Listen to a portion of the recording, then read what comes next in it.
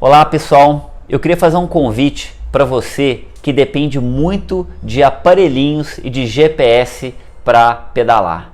Há mais ou menos 24 horas, um grande aplicativo foi invadido por hackers e parou totalmente de funcionar e a gente não consegue mais baixar os treinos. E tem muito ciclista que fica desorientado quando não consegue medir o batimento, ou watts, ou cadência, ou distância, ou velocidade. Cuidado com isso.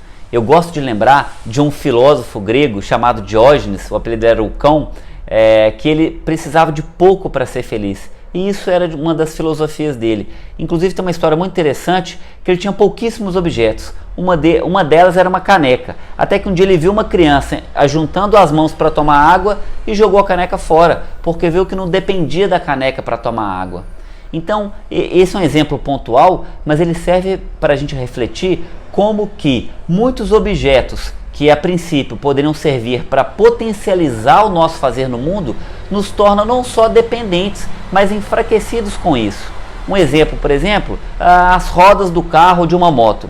Eles seriam uma extensão das pernas, né? Eles fazem a gente locomover mais rápido, mais confortável, de forma mais prática, mas ao mesmo tempo o excesso disso pode te tornar sedentário, você fica acomodado, você vai atrofiar os membros inferiores, como acontece com muita gente.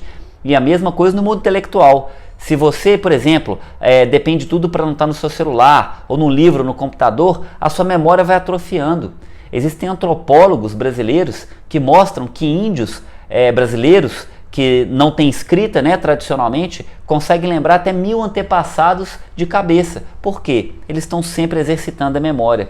E como a nossa memória fica fraca, quanto mais a gente depende desses aparelhos para anotar, né? E uma coisa que tem muito a ver com isso, com essa dependência de objetos ao nosso redor, é um conceito que muitos treinadores gostam de salientar, que é o feeling, ou a percepção subjetiva, né? A autopercepção, o autoconhecimento. E isso está se perdendo muito, né? As pessoas estão muito dependentes desses aparelhos, esses medidores externos, e não conseguem ouvir a própria respiração, não conseguem perceber as reações do corpo. Né? Eu sei que tem um diálogo assim, muito, às vezes eu acho até bobo, entre raiz e Nutella, onde os raiz seriam mais tradicionais, mais grosseiros, menos dependentes de coisas sofisticadas, e os Nutella seriam cheios de equipamentos e dependentes e talvez mais sensíveis às coisas.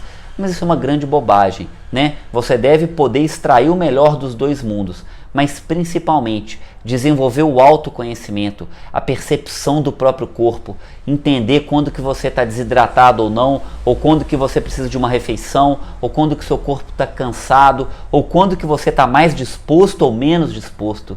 Você não precisa de um aparelhinho para te dizer isso, nem de uma pessoa, né, ou um equipamento para dizer o que você deve comer ou tanto que você deve fazer.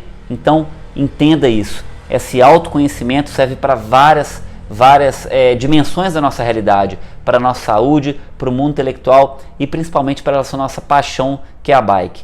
Desenvolva essa percepção subjetiva, escute a sua respiração, né? Entenda como que seu coração funciona, como é que seus músculos trabalham, entenda a sua postura na bike.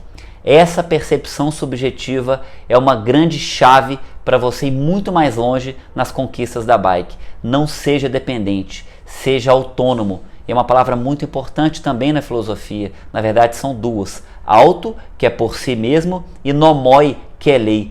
Então autônomo é aquele que cria a própria lei e segue. Ele não é um heterônomo, ele não precisa de uma lei externa, uma lei que uma outra pessoa cria para ele.